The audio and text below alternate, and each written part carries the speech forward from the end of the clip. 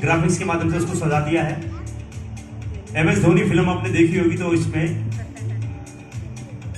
Duplicate artist को लेके अब ओरिजिनल कलाकार लगा दिया। क्राउड में हम किसी भी कलाकार को सेट कर सकते हैं। थोड़ा सरक जाइए। एक्सीडेंटल जो सीन है वो भी कर सकते हैं। हेलीकॉप्टर से गिरते हुए का सीन सब क्रोमा ग्राफिक्स के होता है। ये जो जंगल है, आपको जानकर हैरानी होगी, ये फिल्म का नाम पुष्पा है। पुष्पा का जो जंगल है ये कहीं भी नहीं है, ये बनाया गया ग्राफिक्स के माध्यम से।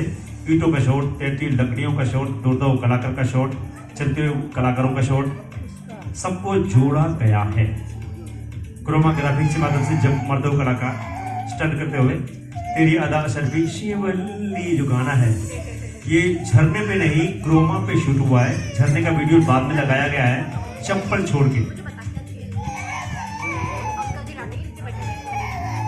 हम फिल्मों में एयरपोर्ट भी दिखा सकते हैं बना के ग्राफिक्स के माध्यम से। और तो और पुरानी हवेली, पुरानी जो इमारत है ये भी हमने काल्पनिक रूप से ग्राफिक्स के माध्यम से बनाई है। जंगल बुक जैसी फिल्मों में हम पशुओं से भी एक्टिंग करवा सकते हैं। ये देख लीजिए, शक्तिमान, हीमैन, स्पाइडरमैन, क्रिश जैसे अदाकार इसी तकनीकी के माध्यम से अपनी कला का परचम लहराते हैं, उड़ते हैं।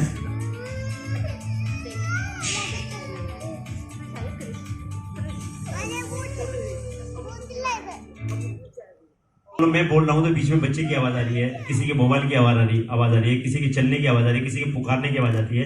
तो जब शूटिंग करते हैं बड़े बड़े स्टार्स के साथ, तो ऐसी और भी आवाज शूटिंग में रिकॉर्ड हो जाती है। लेकिन जब हम थिएटर में देखते हैं तो वो आवाज एकदम क्लियर रहती है, क्योंकि उसके बाद सीन को देख के लोग डबिंग की जाती है। ओके, तो जैसे और ऐसे भी कलाकार हैं जिनकी पर्सनालिटी चाहे कैसी थी, लेकिन उनकी आवाज में दम था, तो वो अपनी आवाज के कारण हिट हो गए।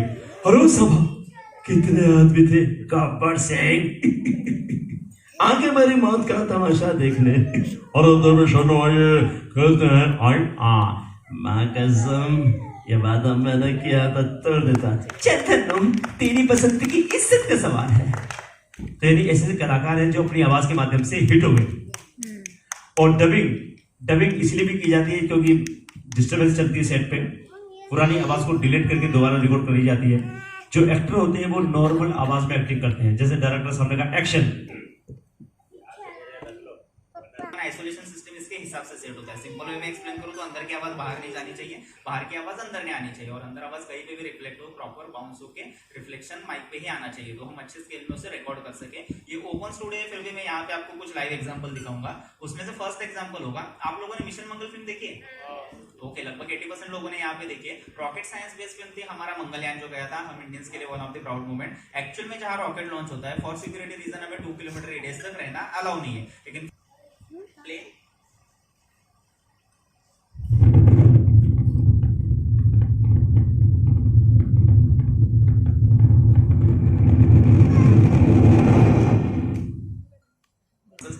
हमें भी पता नहीं चलता, एकदम स्लाइटली होती है, लेकिन फिल्मों में साफ पता चलता है, क्योंकि हड्डी टूटने की आवाज के लिए इस माइक के सामने गाजर और मूली तोड़ी जाती है, और उसी तरह करते तो हमें मतलब धीरे धीरे आवाज सुनाई देती है। इससे वो इफेक्ट रिकॉर्ड होगा। इस तरह से आप गौर कीजिएगा।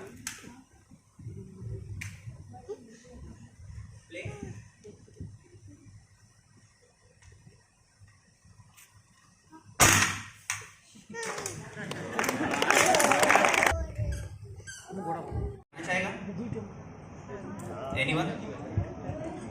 ओके, आइए सर, आइए।